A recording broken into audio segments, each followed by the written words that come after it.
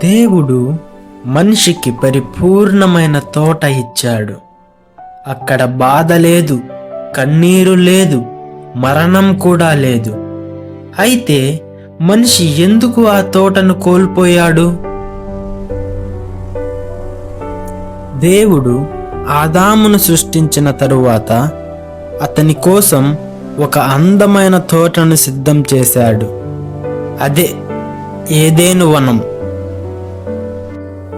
ఆ తోటలో ప్రతి అందమైన చెట్టు ఉండేది, తినటానికి మంచి ఫలాలు ఉండేవి. తోట మధ్యలో జీవవృక్షము, మంచి చెడ్డల తెలివినిచ్చు వృక్షము ఉండేవి. ఆ తోటను తడిపేందుకు ఏదెనులో నుండి ఒక నది బయలుదేరి 4 శాఖలుగా విడిపోయింది. దేవుడు ఆదామును ఆ తోటలో ఉంచి ఇలా చెప్పాడు: ఈ తోటలోని ప్రతి చెట్టు ఫలము తినవచ్చు, కానీ మంచి చెడ్డల తెలివినిచ్చు వృక్ష ఫలములు తినకూడదు. ఆదాము ఒంటరిగా ఉండటం దేవునికి ఇష్టం లేదు. అందుకే అతనికి సాటి అయిన సహాయం చేయాలని దేవుడు నిర్ణయించాడు. దేవుడు జంతువులను, పక్షులను ఆదాము నొద్దకు రప్పించాడు. ఆదాము వాటన్నిటికీ పేర్లు పెట్టాడు, కానీ అతనికి సాటి అయిన సహాయం దొరకలేదు. అప్పుడు దేవుడు ఆదామునకు గాఢ నిద్ర కలుగజేసి అతని ప్రక్కటెముకను తీసుకొని స్త్రీని నిర్మించాడు. ఆమెను ఆదాము నొద్దకు తీసుకొని వచ్చి అతనికి భార్యగా ఇచ్చాడు.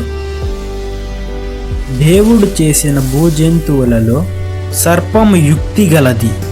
ఒకరోజు సర్పము స్త్రీతో మాట్లాడింది. మంచి చెడ్డల తెలివినిచ్చు వృక్ష ఫలము తింటే మీరు దేవునిలా అవుతారు అని మోసం చేసింది. ఆ స్త్రీ ఆ ఫలాన్ని చూసింది. అది అందంగా కనిపించింది, తినడానికి మంచిగా అనిపించింది.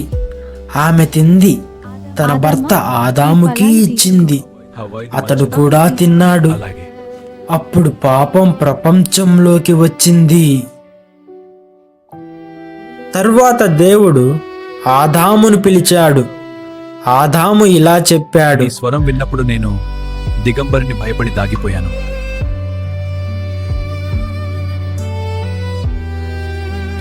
అప్పుడు దేవుడు అడిగాడు, నేను తినకూడదని నీకు ఆజ్ఞాపించు వృక్ష ఫలము తిన్నావా?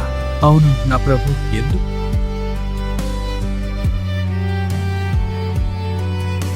అప్పుడు ఆదాము, నీవు నాకు ఇచ్చిన ఈ స్త్రీ నాకు ఇచ్చింది, అందుకే తిన్నాను. అప్పుడు స్త్రీ చెప్పింది, సర్పము నన్ను మోసపుచ్చింది, అందుకే తిన్నాను. దేవుడు సర్పమును శపించాడు. స్త్రీకి ప్రసవ వేదనను ఇచ్చాడు. ఆదాము వలన భూమి శపింపబడింది. నీవు మట్టి నుండి చేయబడ్డావు, తిరిగి మట్టిలోకే చేరుదువు అని దేవుడు చెప్పాడు. ఆదాము తన భార్యకు హవ్వ అని పేరు పెట్టాడు. తరువాత దేవుడు ఆదాము మరియు హవ్వలను తోట నుండి పంపివేశాడు.